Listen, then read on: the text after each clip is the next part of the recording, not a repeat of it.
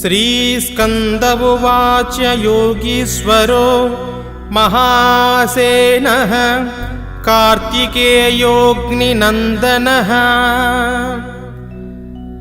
स्कन्दः कुमारः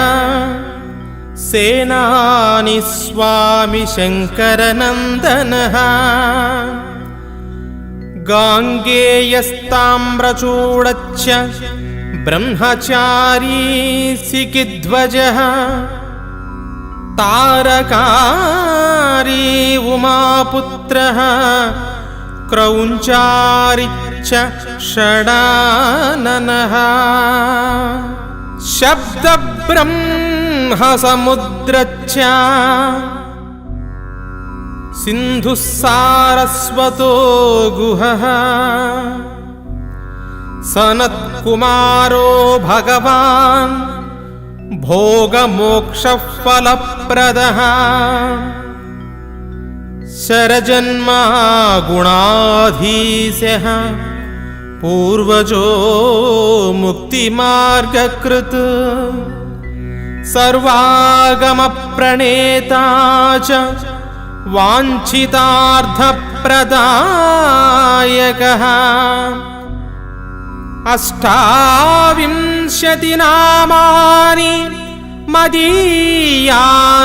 यः पठेत् प्रत्युषं श्रद्धया युक्तो मुक्तो वाचस्पतिर्भवेत् महामन्त्रमयानीति मम नामानि कीर्तयेत् महाप्रज्ञामवाप्नोति नात्र कार्या विचारणा धनार्थी धनमाप्नोति ज्ञानार्थी ज्ञानमाप्नुयात् यद्यदिच्छति तत्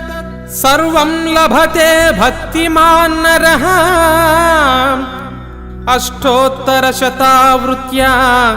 नियतः परिपूजयेत् सहस्रवारपाठेन मदीयोऽसौ भवेन्नरः।